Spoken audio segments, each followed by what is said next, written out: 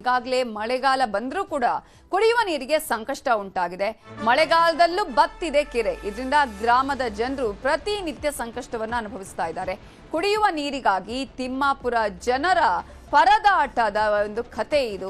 ಯಾಕಂದ್ರೆ ಮಳೆಗಾಲ ಬಂದ್ರೆ ಅಟ್ಲೀಸ್ಟ್ ಈಗ ಏನು ಸಮಸ್ಯೆ ಇರಲ್ಲ ನೀರಿಗೆ ಅಂತ ಅನ್ಕೊಂಡ್ರೆ, ಇಲ್ಲೂ ಮಳೆಗಾಲ ಇದ್ರೂ ಕೂಡ ಕುಡಿಯುವ ನೀರಿಗಾಗಿ ತತ್ವಾರ. ಕಳೆದ 3 ತಿಂಗಳಿಂದ ನೀರಿಗಾಗಿ ಹಾಹಾಕಾರ ಇದೆ. ಊರಿನ ಕೆರೆ ಬತ್ತು ಹೋಗಿದೆ, ನೀರೇ ಇಲ್ಲ, ಜನರಿಗಿಲ್ಲ, ಜಾನುವಾರುಗಳಿಗೂ ಕೂಡ ಸಂಕಷ್ಟ. ಈ ಹಿನ್ನೆಲೆಯಲ್ಲಿ ರೊಚ್ಚಿಗೆದ್ದ ಮಹಿಳೆಯರಿಂದ ಗ್ರಾಮ ಪಂಚಾಯತ್ಗೆ ಮುತ್ತಿಗೆ ಹಾಕಿದ್ದಾರೆ. ನೀರು ಪೂರೈಕೆ ಮಾಡಿ ಅಂತ ಕೇಳ್ಕೊಳ್ತಾ ಇದ್ದಾರೆ. ಆದರೂ ಕೂಡ ನೀರು ಪೂರೈಕೆ ಮಾಡದ ಪಿಡಿಒ ವಿರುದ್ಧ ಅಲ್ಲಿನ ಗ್ರಾಮ ಪಂಚಾಯತ್ಗೆ ಮುತ್ತಿಗೆ ಹಾಕಿ ಮಹಿಳೆಯರು ಆಕ್ರೋಶವನ್ನ ವ್ಯಕ್ತಪಡಿಸಿದ್ದಾರೆ. 15ರಿಂದ 20 ದಿನಕ್ಕೊಮ್ಮೆ ಗ್ರಾಮಕ್ಕೆ ನೀರು ಬರುತ್ತಂತೆ. ಸಿಗೋ 4-5 ಕೊಡ ನೀರು ಸಾಕಾಗಲ್ಲ ಅಂತ ಹೇಳಿ ಕಿಡಿಕಾರ್ತಿದ್ದಾರೆ. ಕೂಡಲೇ ಗ್ರಾಮದ ಕೆರೆನ ತುಂಬಿಸಬೇಕು, ಗ್ರಾಮದ ಜನರಿಗೆ ಕುಡಿಯುವ ನೀರನ್ನ ಸಮರ್ಪಕವಾಗಿ ಬಿಡಬೇಕು ಅಂತ ಆಗ್ರಹವನ್ನ ಮಾಡಿದ್ದಾರೆ. ಈಗಾಗಲೇ ಅವರ ಆಕ್ರೋಶದ ಕಟ್ಟೆ ಹೊಡೆದಿದೆ. ಎಷ್ಟು ದಿನ ಅಂತ ಕಾಯೋದು, ಎಷ್ಟು ದಿನ ಅಂತ ಹೇಳಿ ಪ್ರತಿನಿತ್ಯ ಅವರಿಗೆ ಹೇಳೋದು ಅಂತ ಹೇಳಿ ಇವತ್ತು ರೊಚ್ಚಿಗೆದ್ದ ಮಹಿಳೆಯರು ಗ್ರಾಮ ಪಂಚಾಯತ್ಗೆ ಮುತ್ತಿಗೆ ಹಾಕಿದ್ದಾರೆ. ನೀರು ಕೊಡಬೇಕು, ಆ ಬತ್ತಿದ ಕೆರೆಗೆ ನೀರು ತುಂಬಿಸುವಂತಹ ಕೆಲಸ ಆಗಬೇಕು ಅಂತ ಹೇಳಿ ಈಗ ಆಗ್ರಹವನ್ನ ಮಾಡ್ತಿದ್ದಾರೆ.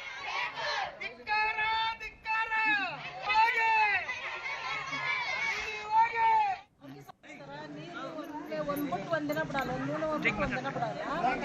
ಆಮೇಲಿಂದ 15 ದಿನಕ್ಕೆ ತಿಂಗಳಿಗೆ ಬಿಟ್ಟರೆ 2 ಕೊಡ 3 ಕೊಡ ಬರ್ತಾವೆ. ಅವ್ರಿಗೆ ಸಾಕಾಗ್ತಾವ ನೀರು, ಅವ್ರಿಗೆ ಸಲಾಗಿಲ್ಲ. ಹೇಳಿ ಸಾಕಾಗ್ಯದ. ನಮ್ಗೆ ಈಗ ವಯಸ್ಸಾಗ್ಯದ. ಕರೆಂಟ್ ತಗೊಂಡು ನೀರು ಕೊಡ್ತಾರ. ತೆಂಗಿದ್ದವ್ರ ಮನೆಗೆ ಹೋಗ್ಬೇಕು, ಅವ್ರ ಮನೆಗೆ ಸಾಕಾಗಿ ನಾವು ನೀರು ತಗೋಬೇಕು. ಅವ್ರ ಮನೆಗೆ ಒತ್ತಿಂದ ನಮಗೆ ಮರೋದ್ರಾಗ ಅಲ್ಲಿ ಬಂದಾಗಿ ಹೋಗಿರ್ತಾವು. ಒಳ್ಳೆ ಕರೆಂಟ್ ಕೊಡ್ತಾರ, ನೀರನ್ನು ತೆಗೆದಿರ್ತಾರ. ಬರ್ತಾವ ಮೋಟ್ರ್ ಸುಟ್ಟತ್ರಿ ಅಂತ ಒಂದ್ ತಿಂಗಳು ಹೇಳ್ತಾರ. ರೆಡಿ ಆಗ್ಬೇಕ್ರಿ ಅಂತ ಮತ್ತೊಂದು ವಾರ ಹೇಳ್ತಾರ. ಕಡಿಗೆ ಬಂದ ಮೇಲೆ ತುಂಬ್ಕೋಬೇಕಂದ್ರೆ ತೆಗ್ಗಿದ್ದರ ಮನೆಗೆ ಹೋಗ್ಬೇಕು. ಅಲ್ಲಿ ನಾವು ಅವ್ರಿಗೆ ಸಾಕಾಗಿ ನಾವು ತರಬೇಕು. ಸಿಕ್ಕ್ರ ನಮ್ಮ ಜೀವನ ಇಲ್ಲಿಲ್ಲ ಅಂದ್ರೆ ಈಗ ನೀರು ಹೊರ ಸಾಮರ್ಥ್ಯನೂ ನಮ್ಗೆ ಹೋಗ್ಬಿಟ್ಟತಿ.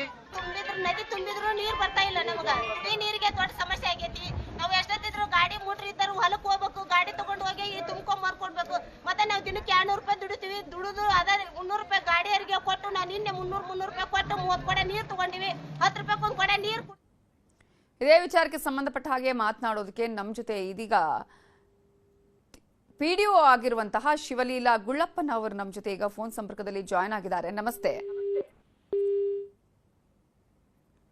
ಸೊ ಈಗಾಗಲೇ ನಾವು ಸಂಪರ್ಕ ಮಾಡುವಂತಹ ಪ್ರಯತ್ನ ಮಾಡಿದ್ವಿ ಅಲ್ಲಿನ ಪಿಡಿಒಗೆ. ಯಾಕಂದ್ರೆ ಅಲ್ಲಿನ ಪಿಡಿಒ ವಿರುದ್ಧವೇ ಆಕ್ರೋಶವನ್ನ ವ್ಯಕ್ತಪಡಿಸಿದ್ದಾರೆ. ಇಲ್ಲಿ ನೀರೇ ಬಿಡ್ತಾ ಇಲ್ಲ, 15ರಿಂದ 20 ದಿನಕ್ಕೊಮ್ಮೆ ನೀರು ಬಿಡ್ತಾರೆ. ಅಟ್ಲೀಸ್ಟ್ ನಿಮ್ಗೆ ನೀರು ಬಿಡೋದಕ್ಕಾಗಲ್ವಾ? ಬತ್ತಿದೆಯಲ್ಲ ಕೆರೆ, ಅದನ್ನ ತುಂಬಿಸುವ ಕೆಲಸ ಮಾಡಿ ಅಂತ ಹೇಳ್ತಾ ಇದ್ದಾರೆ. ಇದೇ ವಿಚಾರಕ್ಕೆ ಸಂಬಂಧಪಟ್ಟಾಗಿ ಇನ್ನಷ್ಟು ಡೀಟೇಲ್ಸ್ ಕೊಡೋದಕ್ಕೆ ನಮ್ಮ ರಿಪೋರ್ಟರ್ ಸಂತೋಷ್ ಕೊಣ್ಣೂರ ಈಗ ಫೋನ್ ಸಂಪರ್ಕದಲ್ಲಿ ಜಾಯ್ನ್ ಆಗಿದ್ದಾರೆ. ಸಂತೋಷ್, ಈಗಾಗಲೇ ಮಳೆಗಾಲದಲ್ಲೂ ನೀರಿಲ್ಲ ಅಂತ ಹೇಳಿದ್ರೆ, ಕುಡಿಯೋದಕ್ಕೆ ಇನ್ನೂ ತತ್ವಾರ ಅಂತ ಹೇಳಿದ್ರೆ, ಮತ್ತೆ ಜನ ಈ ರೀತಿಯಾಗಿ ಆಕ್ರೋಶ ವ್ಯಕ್ತಪಡಿಸದೆ ಸುಮ್ಮನೆ ಇರ್ತಾರ? ಏನ್ ಹೇಳ್ತಾರೆ ಪಿಡಿಒ? ಹೌದು ನವಿತಾ, ಗದಗ ಜಿಲ್ಲೆಯ ತಿಮ್ಮಾಪುರ ಗ್ರಾಮದಲ್ಲಿಯೂ ಕೂಡ ನೀರಿಗಾಗಿ ಹಾಹಾಕಾರ ಕೂಡ ಎದ್ದಿರುವಂತದ್ದು. ಅದರಲ್ಲೂ ಮಳೆಗಾಲದಲ್ಲಿಯೂ ಸಹ ಕೆರೆ ನೀರು ಸಂಪೂರ್ಣವಾಗಿ ಖಾಲಿಯಾಗಿದೆ. ಹೀಗಾಗಿ ಆ ಗ್ರಾಮದಲ್ಲಿಯೂ ಕೂಡ ಸುತ್ತಮುತ್ತಲು ಸುಮಾರು 6 ಕಿಲೋಮೀಟರ್ ವರೆಗೂ ಯಾವುದೇ ರೀತಿ ಬೋರ್ವೆಲ್ ಕೂಡ ಸರಿಯಾಗಿ ವರ್ಕ್ ಆಗಲ್ಲ. ಜೊತೆಗೆ ಆ ಗ್ರಾಮಕ್ಕೆ ಕುಡಿಯುವ ನೀರಿನ ಸಮಸ್ಯೆ ಈಗಿನ ಕಳೆದ 2-3 ತಿಂಗಳಿಂದ ಈ ರೀತಿಯಾಗಿ ಸಮಸ್ಯೆಯನ್ನ ಎದುರಿಸ್ತಾ ಇದ್ದಾರೆ. 4 ದಿನಕ್ಕೊಮ್ಮೆ ನೀರನ್ನ ಪೂರೈಕೆ ಮಾಡ್ತಾರೆ. ಅದು ಕೂಡ ಒಂದೊಂದು ಕೊಡಕ್ಕೆ 1, 2, 3 ಕೊಡ ನೀರು ಮಾತ್ರ ನೀರು ಸಿಗುತ್ತೆ. ಅದರಲ್ಲೂ ಇನ್ನು ಕೊಳವೆ ಬಾವಿಗಳಿಲ್ಲ. ಹೀಗಾಗಿ ಸಾಕಷ್ಟು ನಾವು ಸಮಸ್ಯೆಯನ್ನು ಎದುರಿಸ್ತಾ ಇದ್ದೇವೆ. ಆದ್ರೆ ಕೆರೆಯು ಕೂಡ ಆಶ್ರಯ ಆಗಿತ್ತು. ಆ ಕೆರೆಯು ಕೂಡ ಈಗ ಸಂಪೂರ್ಣವಾಗಿ ಖಾಲಿ ಆಗಿರೋದ್ರಿಂದ ಜಾನುವಾರುಗಳು ಕೂಡ ನೀರು ಸಿಗ್ತಾ ಇಲ್ಲ. ಹೀಗಾಗಿ ನಾವು 5-6 ಕಿಲೋಮೀಟರ್ ಹೋಗಿ ನೀರನ್ನ ತೆಗೆದುಕೊಂಡು ಬರಬೇಕು ಅಂತ ಸಾಕಷ್ಟು ನಾವು ಸಮಸ್ಯೆಯನ್ನು ಎದುರ್ತಾ ಇದೀವಿ. ಆದ್ರೆ ಇದಕ್ಕೆ ಸಂಬಂಧಪಟ್ಟಂತ ಪಿಡಿಒ ಆಗಿರ್ಬೋದು, ಜೊತೆಗೆ ಇದಕ್ಕೆ ಸಂಬಂಧಪಟ್ಟಂತ ಜಿಲ್ಲಾ ಪಂಚಾಯತ್ ಅಧಿಕಾರಿಗಳು ಯಾರು ನಮಗೆ ತಲೆ ಕೆಡಿಸ್ಕೊಳ್ತಾ ಇಲ್ಲ. ಇರುವುದು ನೀರು ಕೂಡ ಸಿಗ್ತಾ ಇಲ್ಲ, ಕುಡಿಯೋದಕ್ಕೆ ನೀರು ಸಿಗ್ತಾ ಇಲ್ಲ. ಹೀಗೆ ಸಾಕಷ್ಟು ಸಮಸ್ಯೆಯನ್ನು ಎದುರಿಸ್ತಾ ಇದೀವಿ.